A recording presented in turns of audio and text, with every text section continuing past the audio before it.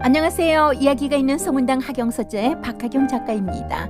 습하고 무더운 여름을 밀어내고 드디어 가을이 입성했습니다.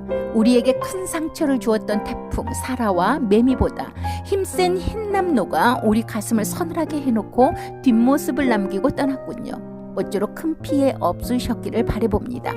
더도 말고 덜도 말고 한가위만 하여라 하였건만 올 한가위는 흰남노가 남긴 상처로 상쾌하지만은 않을 것 같습니다. 가을맞이로 원령 이순옥 시인의 국가관과 나라사랑관이 담겨져 있는 시를 소개하려고 합니다. 오늘은 고조선을 향한 독백을 원령 시인의 사위 이승현님이 들려드릴 텐데요. 기대하셔도 좋습니다. 고조선 하면 그리고 고구려로 감탄사가 이어지죠. 고조선에 대한 문헌 사료가 많지 않습니다. 기록이 얼마나 중요한지 절실하게 느낄 수밖에 없음이 바로 고조선에 대한 기록이 많지 않다는 데서 느낄 수밖에 없음입니다. 삼국유사에 보면 고조선의 연대를 2300년 전으로 보고 있죠. 오늘은 치우천왕에 대한 이야기를 해보려 해요. 이우역 소설 치우천왕기를 이북으로 눈 깜짝할 새 읽었었는데 미쳐서 읽었었는데요. 그 분량이 소설 5권이었어요. 지금 보니 한 권이 마지막 권으로 출간되었네요. 퇴마록으로 이름을 떨친 이우역 소설가는 거대한 힘을 가진 신수나 문자를 쓸 줄 아는 사람이 극히 드물며 문자에는 강력한 힘이 깃들어 있어서 이를 몸에 새기면 글자에 맞는 힘을 소유할 수 있다는 등 고대 이전의 상황을 배경으로 쓰고 있습니다. 주요 줄거리는 우리나라 축구 응원단이 붉은 악마를 사용하고 있는데요. 트레이드 마크로 삼고 있는 붉은 악마, 곧 치우천왕에 대해 이야기하고 있습니다. 중국에서 전쟁의 신으로 일컫고 있는 치우천왕이기도 하죠. 주신족의 치우염제와 진화족의 공선헌원이 천하를 두고 싸우는 이야기로 치우형제와 공선헌원의 성장부터 주신족과 진화족의 명운을 건 탕록대전까지가 주요 스토리 라인입니다. 치우천왕은 단군 14대 자오지 환웅으로 역사서에 등장하기도 하죠. 이름을 보면 알 수 있듯이 묘족의 치우천왕과 중국 신화의 전설적인 존재인 황제의 이야기를 주요 스토리 라인에 차용했고 고대 이집트, 수메르, 거대한 사막, 투르크족 용병, 동남아에서 건너온 운석검, 흑인과 백인 등 실존하는 역사에서 작가가 치우천왕이라는 인물을 소설화하기 위해 다양한 자료를 수집해서 사용함에 참으로 놀랍습니다.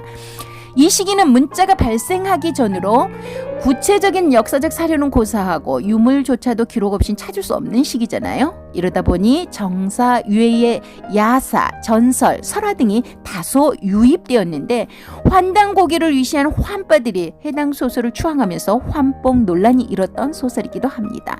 일제 식민지 치하에서 고대 역사서가 불태워졌다는 설과 거대 중국이 깨어나면서 우리의 반만년 역사 중 3000년에 대한 기록은 정말 찾을 수 없는 것인가 고민하고 열망했던 시절이 있었네요.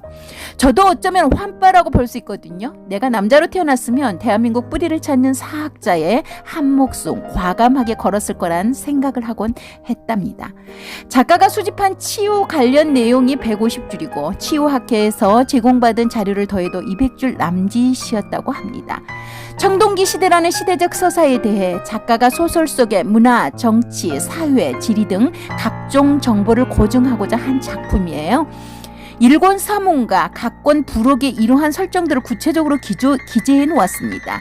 가령 국경이 없었을 테니 이동이 자유로워 동서양이 같이 어우러졌을 수도 있다. 돌도끼로 전쟁했을 테니 몇 번 부딪히면 다 깨져서 상대방 무기를 주어서 싸웠을 것이다 등 지금 봐도 참신하고 나름 근거 있는 접근 방법을 취하면서 심지어 가림토와 제주 방언 등을 통해 당시의 언어까지 고증해 보려고 했다고 합니다. 가공의 역사일지언정 구전대온 설화 등을 소설상에 녹이려 했던 시도 등도 꽤 신선했고 가슴 뛰게 했던 소설 치우천왕기 읽어보시길 바라면서 그 역사가 설화가 아닌 신화가 아닌 실제적인 우리의 역사였음이 반드시 밝혀지길 바람을 여기에 두면서 원령 이순옥 시인의 고조선을 향한 독백을 사이 이승현님 낭송으로 들려드립니다. 고조선을 향한 독백 월영 이순옥 결국 적이 닿으려면 남북을 가른 선을 넘어서야 한다. 발언의 기세가 저 너머에서 손짓하기 때문이다. 아주 작은 씨앗으로 남아 때가 되면 발아하고 자라나 열매를 맺으리. 고조선이란 공교히 거룩한 열매를. 그 얼마나 바랬던가. 그 얼마나 깃발을 들어 홀매치게 흔들었던가. 이제 눈을 마주하여 이제 영명이었음을 들을 수 있어. 손잡으니 고조선이여. 고조선이여, 당신의 연대기를 발하여 주소서. 당신이 달렸던 땅의 울림을, 호령하였던 터의 함성을 고스란히 담아 목소리에 실어 지르소서. 때가 되었나이다. 시간이 되었나이다. 힘이 찼나이다. 고조선이여 응답하소서. 당신의 자손들의 기세가 준비되었나이다.